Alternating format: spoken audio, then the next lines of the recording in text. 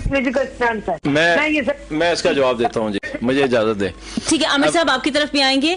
हमारे साथ अली इमरान साहब मौजूद हैं, secretary supreme court bar association.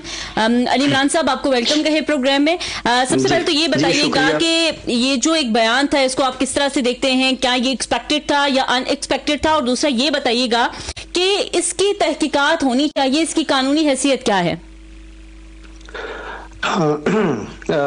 पहले तो मैं शुक्रिया अदा करता हूँ फायदा मलिक साहब आपका कि आपने मुझे इस अहम इशू पे जो है वो मौका दिया कि मैं अपने ख्यालात का इजहार करूँ।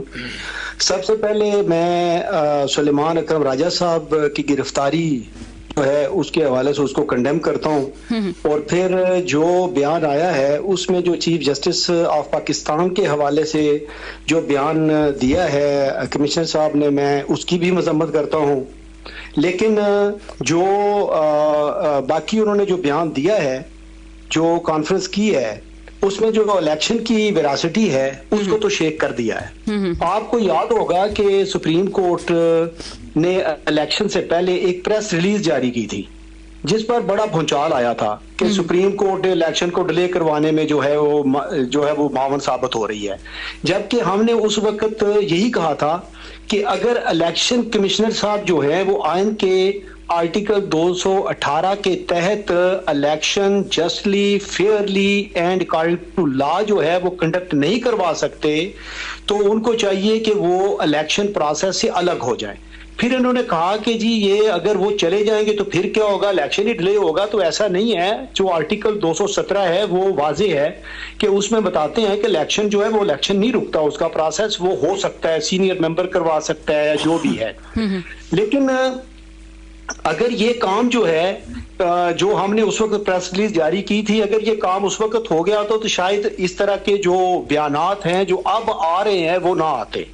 तो ऑब्वियसली जो इलेक्शन की वेरासिटी है, जो उसकी फेयरनेस है, वो तो बहुत बड़ा जो है सवालिया निशान बन गया इस बयान के बाद।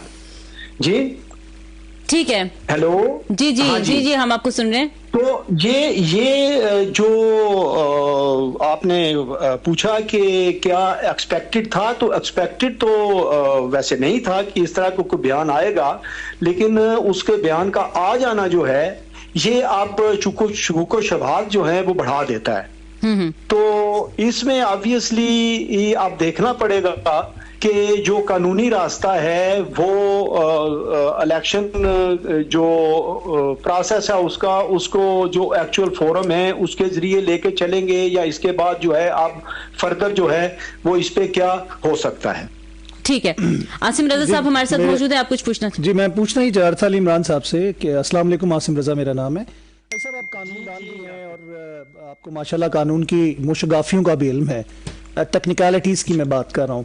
ये देखिए कि क्या कमिश्नर रावलपिंडी जो बयान दे रहे हैं उसके बयान के अंदर जो उनकी अथॉरिटी है, यानी इलेक्शन प्रोसेस के अंदर अगर बात की जाए, और जिसका प्रेस कॉन्फ्रेंसेस में जवाब भी आ रहा है, कोई शवाहिद और सबूत की बात की जाती है, कोई ऐसे हार्ड कॉपीज डॉक्यूमेंट्स दिए जाते हैं, या कोई व्हाट्सएप या कोई मैसेजेस का सिलसिला होता है, जैसा हमने शमीम साहब के हवाले से आमिर मुगल भी बात कर रहे थे।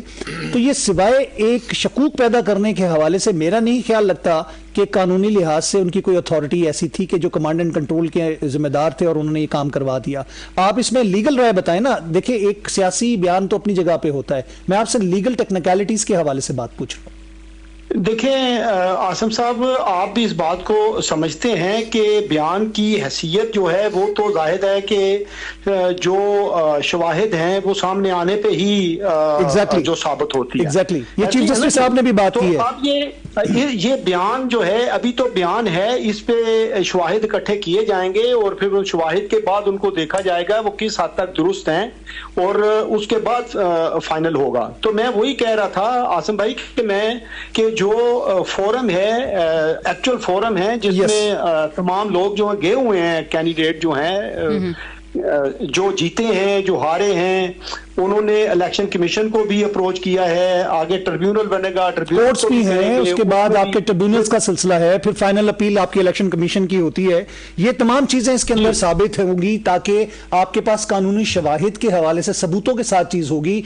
हेयर से के ऊपर तो कोई कानून फैसला नहीं करता सिवाय शकूक व शुबहात के। मैंने अरशद मलिक साहब वाली वीडियो का जिक्र इसीलिए किया कि उसमें दो एंगल हैं, वीडियो बनाने वाले और फैसला करवाने वाले। जिन्होंने फैसला करवाया और वीडियो जिन्होंने दिखाई, ये दोनों बेनिफिशरीज नजर आते हैं। तो यहां पर इसके पीछे फायदा किसको पहुंच रहा है, ये भी देखना होगा कि उसके पीछे मुहर्रिकात क्या है और इसके जो एंड यूजर जिसके ऊपर इल्जाम लग रहा है उनके साथ उनके ताल्लुकात या उनके साथ कोई ऐसे मामलात, क्योंकि सुना है कि उनके ऊपर इंक्वायरीज भी चल रही थी।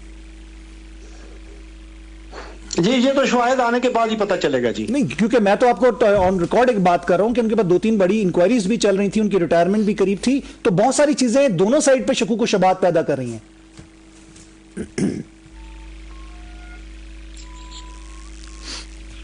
अच्छा आसिम रजा साहब, आपकी तरफ आते हैं। जिस तरह से आपने ये कहा कि शकूक व शुबहात जो है वो पैदा कर रहे थे, अब पीपल्स पार्टी वालों की